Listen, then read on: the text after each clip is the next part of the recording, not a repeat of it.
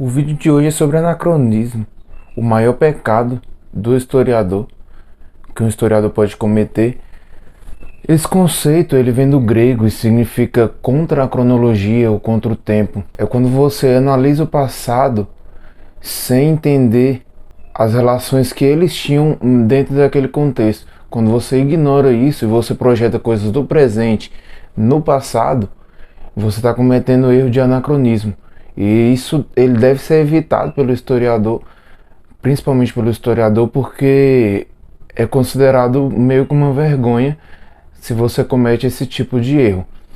São ideias, o anacronismo ele pode ser uma ideia que a gente projeta no passado, como falar de esquerda e direita na Idade Antiga. Esse conceito de esquerda e direita ele surge na Revolução Francesa, então você falar disso na Idade Antiga, você está cometendo anacronismo. Ou você falar de um vestuário hoje e colocar em outra época, sei lá, essas roupas na pré-história. Não faz sentido. Na pré-história eles não tinham esse tipo de vestimenta, ou não come determinadas coisas que a gente come hoje, da forma que a gente come, os utensílios que a gente usa para comer. Então, ao fazer isso, você está cometendo o erro de anacronismo. Na ficção tem muito isso. Muitas vezes quando a gente vê algum filme, alguma série ou algum anime e não tem um entendimento histórico, a gente pode cometer esses equívocos. Por exemplo, os Flintstones, eles colocam TV, né? Quem já assistiu os Flintstones, desenho, eles colocam lá uma TV, colocam o ser humano vivendo com um dinossauro. Isso é um exemplo de anacronismo. São coisas fora do tempo. Não existia TV na idade da pré-história. Não existia também essa relação entre humano e dinossauro. Quando os seres humanos habitam a Terra, os dinossauros já não existem. Então, esse é um outro exemplo de anacronismo. Isso está permeado pela história. Algumas obras de arte cometem esse equívoco de projetar no passado uma coisa que não era daquele período. Inclusive, isso é usado às vezes como uma comédia, né? Eu já vi, por exemplo, a obra do Leonardo da Vinci, da Mona Lisa, ser usado com as pessoas tirando foto assim, ou em outras poses que não são daquele período, né? Mas é engraçado. Não tem problema. O problema é você acreditar que isso de fato era daquela época. Projetar coisas do presente no passado. Falar desse celular e como é que as pessoas da Idade Média viviam sem celular, ou da Idade Moderna. Então, essa é uma necessidade nossa, do nosso tempo, não é daquela época. E isso passa por várias temáticas, gente, inclusive política, né? Conceito de conservador, progressista, liberal. Ele muda ao longo do tempo. Os conservadores, por exemplo, do século XIX, eles tinham muito medo da industrialização por questões ambientais. Eles tinham uma preocupação muito grande de como essas revoluções tecnológicas, científicas, iam mudar aquele mundo e que tipo de consequência ia ter. Então tem mudança do que é ser conservador, do que é ser progressista, ao longo da história também. Esses erros eles também acontecem em religião.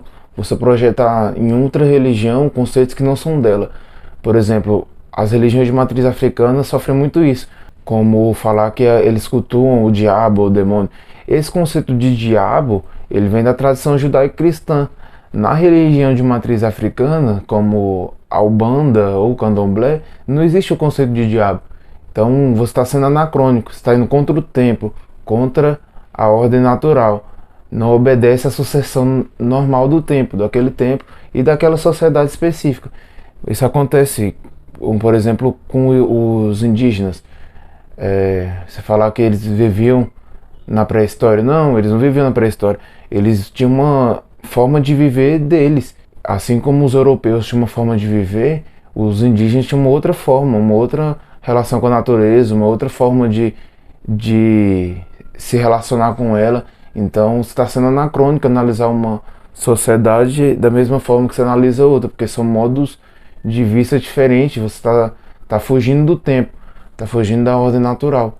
Mas assim como eu estou brincando aqui com um conceito de pecado, o fato do historiador conhecer e saber disso já ajuda muito, porque, como diz a tradição judaico-cristã, a gente é humano e eventualmente pode acontecer do historiador cometer o pecado do anacronismo, mas ele ter ciência disso, ele procurar fugir desse pecado, ele já está fazendo um grande avanço.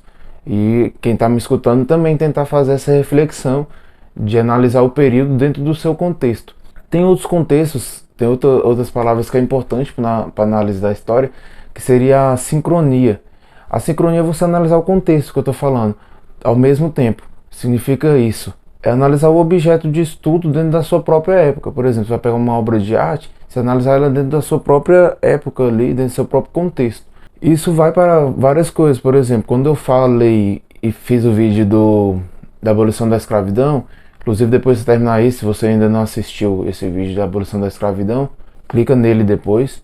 E não esqueça de compartilhar esse vídeo para outras pessoas, viu, galera? Aí, esse contexto da abolição da escravidão, ele já estava acontecendo em outros países. O Brasil é o último a abolir a escravidão na América. Então eu falo naquele vídeo, já estava acontecendo esse movimento em outros lugares. Então você analisar a abolição da escravidão dentro dessa estrutura, você não só pode, como deve fazer. E o outro conceito seria a diacronia, que seria o processo. O significado seria através do tempo, né? Quando você analisa um evento e ir nas raízes desse evento. Sei lá, falar de Revolução Francesa, você não vai direto na Revolução, você vai falar do processo que levou à Revolução Francesa. Entendeu? Então você tem que usar o contexto e o processo para analisar a história. Espero que vocês tenham entendido. Não esqueça de deixar o like, compartilhar para outras pessoas. Se você sabia desse pecado mortal, é o que os historiadores não devem cometer.